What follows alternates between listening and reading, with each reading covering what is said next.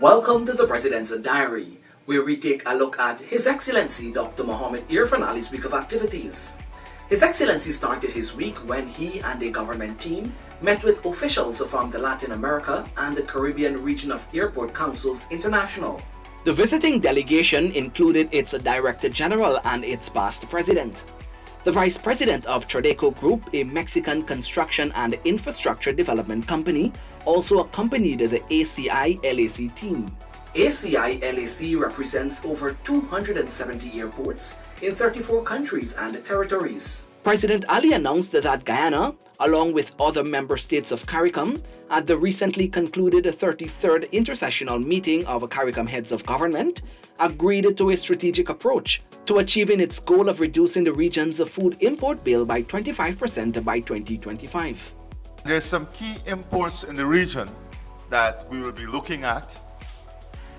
And with the use of technology, with the use of science, we will be able to up our production even against the constraint of the pressure of land. If I may give you a simple example, in some crops where an acre of land, Dr. Blair, was used to produce 30 tons of tomatoes. 1 acre of land was used in a traditional way to produce 30 tons of tomatoes. Using science and technology, a quarter of an acre of land can now produce 20 tons of tomatoes. And that is vertical agriculture.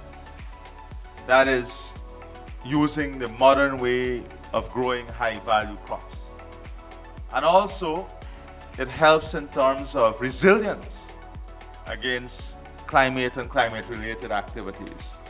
The president said in 2020, the region imported 98.8% of its poultry and poultry byproducts from extra-regional markets.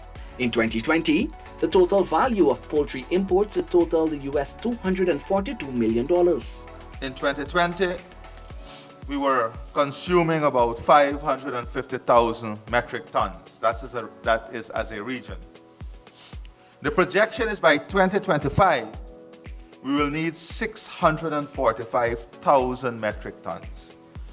That is an increase of about 17% from where we are today. To achieve that, we did some backward and forward analysis as to how much feed we will need to grow the industry and to see how we can create the opportunity in the backward linkage in the region. Because you'll require corn production, you'll require soy production. Also, President Ali met with an executive team from Intercorp, a conglomerate of multinational Peruvian companies which focuses on providing financial, retail, education, and healthcare services. The 10-member delegation is led by company head Carlos Rodriguez Pastor.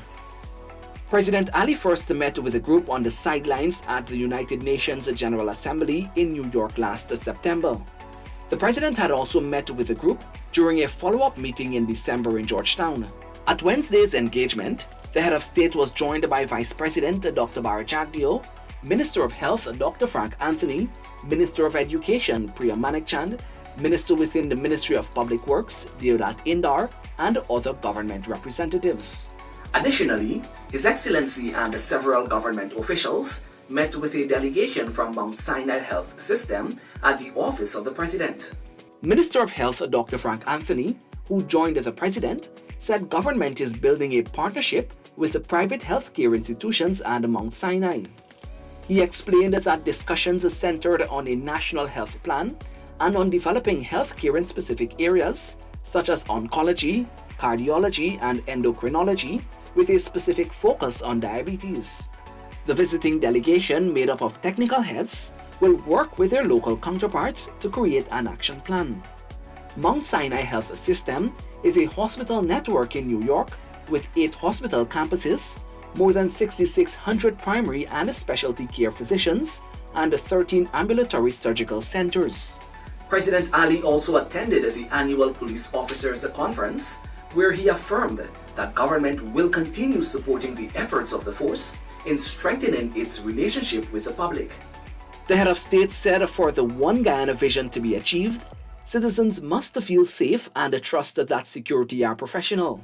I want to congratulate the work of the Guyana Police Force in communities. Some communities described as at-risk communities. Very proactive and targeted work. And I want to assure the Guyana Police Force that the government will back them with livelihood options and will back them with the necessary tools to give these communities an alternative and help them to be incorporated into the mainstream economy. The head of state said he is pleased that his calls last year for the force to build public trust has yielded results. I anticipate that this year we will see a more concerted and focused effort to develop a medium to long-term strategy aimed at improving the image of the force. I look forward to interventions to boost public confidence in the work of the Guyana Police Force. The police must improve its relations with the communities and citizens. The public is also obligated to support the work of the force.